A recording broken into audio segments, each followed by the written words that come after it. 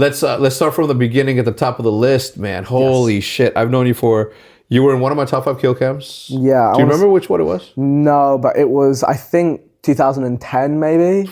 Wow. 2009 or 2010. What game was it? Do you remember? Modern Warfare 2. Modern Warfare 2, the good old days. Quick scope kill cam. Oh my God. With all my little friends screaming into their mics as it happened. Dude, that's insanity. So, when did you start making videos?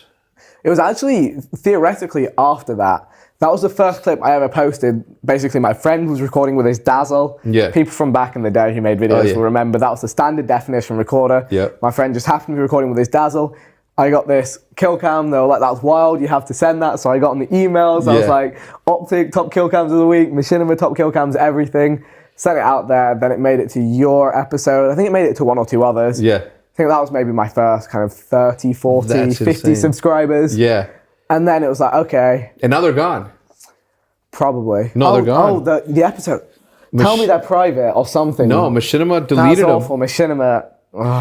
Look, I don't want to make this a recurring theme on the podcast, but right before you, it was Mr. Sark. Incredible fucking episode. One of the funniest one for sure. No pressure. And then before that, it was Hutch. And for the last, this makes it the 3rd time that we're talking about, Machinima, Really? I mean, getting rid of them. More importantly for those guys, because their parts of their career was on that. Yeah. For me, it was just somewhere where I would kind of supplement post. I mean, for you as well. Well, for me, it was like, what pretty much sort of jump-started like it grew. I don't know. Yeah, supplemental, I guess. Yeah, you're right. But for me, it was like my most successful series I've ever done in my life. As my only project, as my project that I edited, looked through every single one of those things. It's crazy. If there was ever a time for me to get an assistant, it would have been back then. An editor, it would have been back then. It was too early. No one knew where it would go. That's the thing. Yeah. So, last year I decided to get Maddie to start editing all my stuff, which has been a literal weight off my shoulders. I'm glad that I did that. You have to. If you're in the game making content now. So no, the editing I don't do myself. I mean, if it's really simple stuff, which a lot of it still is, I'll do it myself if it's just simple cutting. But if I want something a little more in depth, I have to go to someone else. Yeah. One of the craziest, and we'll get back to the beginning a little bit, but one of the craziest shit I've ever seen on you were going on a trip. And you posted a picture of all of your scheduled uploads. I was fucking mind blown. How many? That was 3 videos a day, right? At the time? Yeah, 3 or 4. I think it was actually like 28 videos for a week away for one of the E3s. Yeah. I think that was the most I ever did. And did you? how long did you edit those? Yes. At the time, you had to have, right? Yeah, but the difference was, I think like a third of those videos were Minecraft. Yeah. Which is pretty much just cut. You don't even trim stuff down. They want to see the whole story, the whole how it plays out, and then a lot of them would have been kind of GTA and just random games. So they were edited, but it was just cutting down, which I remember being a nightmare. I'd record for like what was that called? Batch days. Rendering on Sony? Batch rendering, Bro, that I still do that to this day. Do you? That's still me. Oh man, that saved my life when I learned how to do it, because I've been an Apple guy for the longest, and it wasn't until I got a PC and somebody told me about Sony Vegas batch rendering that I was just mind blown. I'm like, why haven't I used this from the beginning?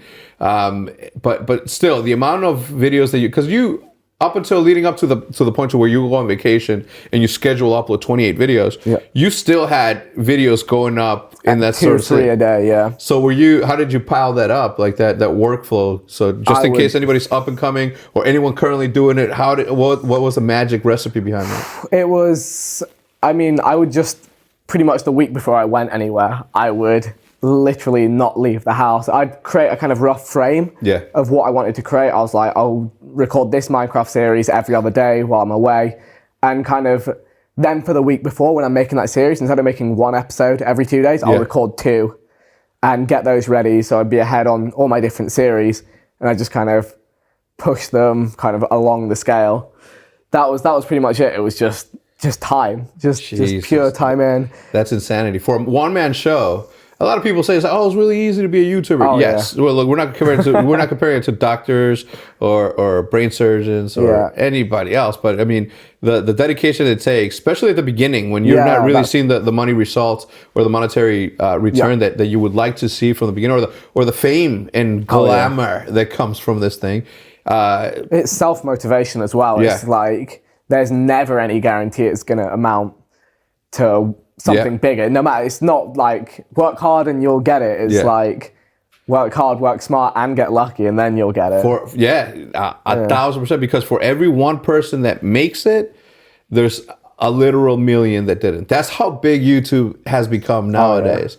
Do you think it's harder or easier to break through in this day and age? Oh, 1,000,000 times harder. Sometimes I have like cousins or like nephews who are like, oh, I want to do YouTube. How do I start? What should I do? And I tell them honestly, I have no idea. I started in a very different time when there was a very few people doing this. And I think it was easier to grow as the space was growing. Yeah.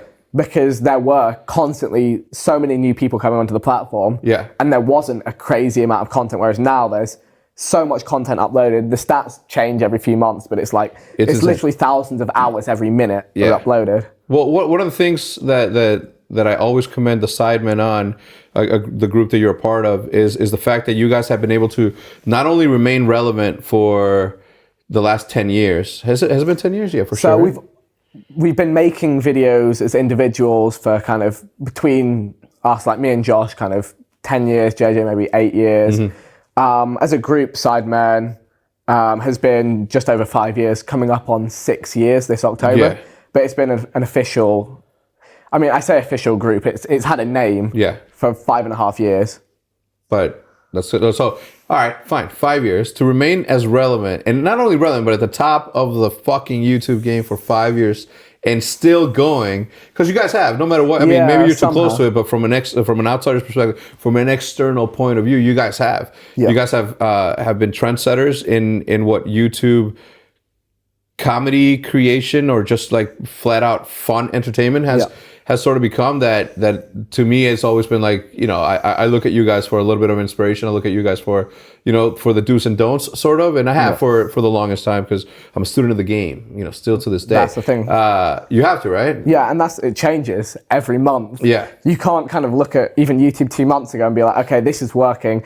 I'm going to do this for the next 6 months, because 2-3 months down the line, that might not be what works. So I think it's one, as a group, it's made us more powerful because we're all putting out content under the same brand. So if one person's having a month where they're not posting as much, you know, I say me, Josh, and Simon have been for years really consistent with our uploads, mostly gaming stuff, which is, I would say, easier to be consistent with because you've got new games, you've got new content coming out that's easier to cover. But that's definitely helped in a sense, is there's always a presence, and also we're very able to bounce ideas and trends off each other. And if we're never going into something thinking, oh, should I try this, without asking the guys. And they've all got their unique angle of YouTube. So between all of us, we can see a lot. Yeah.